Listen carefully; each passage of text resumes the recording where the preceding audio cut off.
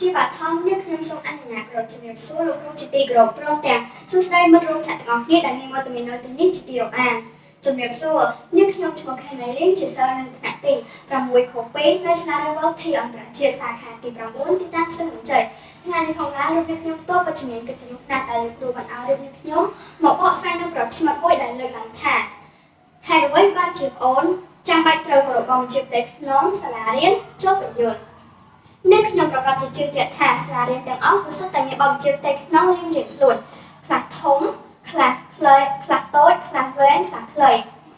ចំណែកឯសាលារៀនវត្តធីរបស់យើងវិញក៏មានបទបញ្ជាផ្ទៃក្នុងផងដែរគឺមានចំនួន21ប្រការតើសួរថាហេតុអ្វីតើយើងត្រូវគោរពបទបញ្ជាផ្ទៃក្នុងសាលារៀនដើម្បីធ្វើជាស្ពានមកបកស្រាយប្រធានបទខាងលើឲ្យកាន់តែស៊ីជម្រៅមួយកម្រិតទៀតសូមអនុញ្ញាតឲ្យរូបនេះខ្ញុំបកស្រាយនៅពេលលើចំនួន3ចំនួនសិនបើយើងទៅតាមវចនាក្រមខ្មែររបស់សម្ដេចព្រះសង្ឃព្រះជន្មណាបានឲ្យនិយមន័យទៅលើពាក្យ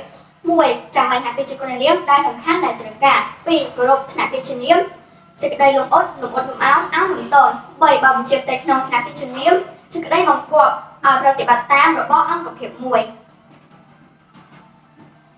ជាការបណ្ណាបញ្ជាផ្ទៃក្នុងសាលារៀនគឺបង្កើតឡើងដោយការបញ្ចេញមតិយោបល់ពីសិស្សានុសិស្សគ្រូបង្រៀនឬបុគ្គលិកគឺពួកគាត់បញ្ចេញម្នាក់បន្តិបង្កើតបានជាបញ្ជាផ្ទៃក្នុងមួយមូលហេតុដែលយើងត្រូវគោរពបញ្ជាផ្ទៃក្នុងរបស់សាលារៀនគឺមានច្រើនប៉ុន្តែថ្ងៃនេះខ្ញុំនឹងលើកយកតែ3ប៉ុណ្ណោះទី1គឺធ្វើឲ្យសាលារៀនឬថ្នាក់រៀនមានសណ្ដាប់ធ្នាប់មានវិន័យល្អមានបរិស្ថានល្អគ្មានសម្រាមនិងបង្កើតបរិយាកាសរីករាយនៅពេលដែលសិស្សានុសិស្សគ្រូបង្រៀនឬបុគ្គលិកគោរពបញ្ជាផ្ទៃក្នុងបានទាំងអស់គ្នាបានយ៉ាងខ្ជាប់ខ្ជួន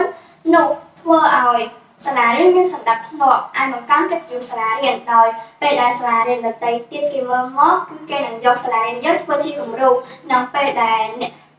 អាណាព្យាបាលឬបិតាមួយចំនួនពេលដែលគេឃើញសាលារៀនយើងមានសណ្ដាប់ធ្នាប់ល្អនោះគេនឹងចង់បញ្ជូនកូនចៅរបស់គេមករៀននៅសាលាយើងមូលហេតុទី2គឺជំរុញឲ្យការសិក្សារបស់យើងទទួលបានជោគជ័យនៅពេលដែលសិស្សានុសិស្សប្រព័ន្ធបញ្ជាផ្ទៃក្នុងបានខ្ជាប់ខ្ជួនឧទាហរណ៍ថានៅក្នុងបញ្ជាផ្ទៃក្នុងនោះគេដាក់ថាគឺត្រូវតែស្ដាប់គ្រូបញ្យល់ដែលយកចិត្តទុកដាក់ដៃលើតុអង្គុយឲ្យត្រង់ខ្លួនពេលដែលយើងគោរពបញ្ជាផ្ទៃក្នុងនោះជារៀងរាល់ថ្ងៃ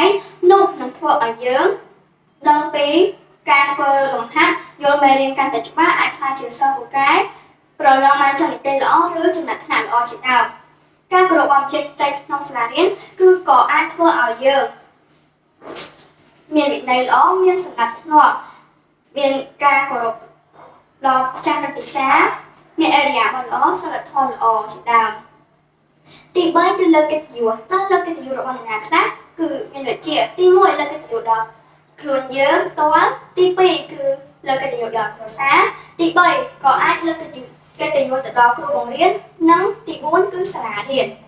នៅពេលដែលសិស្សានុសិស្សគោរពបញ្ជាផ្ទៃក្នុងបានល្អខ្ជាប់ខ្ជួនញាតិជិតខាងគេមើលមកឬញាតិសន្តានគេមើលមកគេនឹងសរសើរយើងសរសើរទៅដល់គ្រួសារយើងដែលមេដាបិតាឬអាណាព្យាបាលបានគោរពទូមានល្អនិងអាចសរសើរទៅដល់គ្រូបង្រៀនដែលបង្ហាត់បង្រៀនសិស្សបានល្អថែមទៀតផងនិងក៏អាចសរសើរទៅដល់សាលារៀនដែលបានជ្រើសរើសគ្រូល្អមានវិន័យល្អត្រឹមត្រូវក៏ថាបានចាក់ដល់សេចក្តីខាងលើនេះមកតែហេតុដែលយើងត្រូវគោរពបញ្ជាផ្ទៃក្នុងសាលារៀនទី1គឺធ្វើឲ្យសាលារៀននិងថ្នាក់រៀនមានសណ្ដាប់ធ្នាប់ទី2ជំរុញឲ្យការសិក្សារបស់យើងទទួលបានជោគជ័យនិងទី3គឺលើកកិត្តិយសគ្រួសារខ្លួនឯងគ្រូបង្រៀននិងសាលារៀនប្រសិនបើយើងមិនគោរពបញ្ជាផ្ទៃក្នុងនោះទេយើងនឹងអាចចូលទីចាត់ការឬប្រឡូដើម្បីធ្វើការអប់រំណែនាំជួនកាលក៏អាចត្រូវបានសាលាគេដេញចេញដែលធ្វើឲ្យអាប់អោនកិត្តិយសមិនពេលដែលយើងអាប់អោនកិត្តិយសគឺមិនមាននរណាចង់មករាប់អានយើងទេដូច្នេះហើយក្នុងនាមយើងជាសិស្សសានុសិស្សយើងត្រូវគោរពបញ្ជាផ្ទៃក្នុងរបស់សាលារៀនឲ្យបានខ្ជាប់ខ្ជួនជាចុងក្រោយខ្ញុំសូមអរគុណលោកគ្រូនិងមិត្តភ័ក្តិទាំងអស់គ្នាដែលបានចំណាយពេលវេលាដ៏មានតម្លៃស្ដាប់ការបកស្រាយប្រធានបទរបស់ខ្ញុំតាំងពីដើមរហូតដល់ចប់សូមអរគុណសូមជម្រាបលា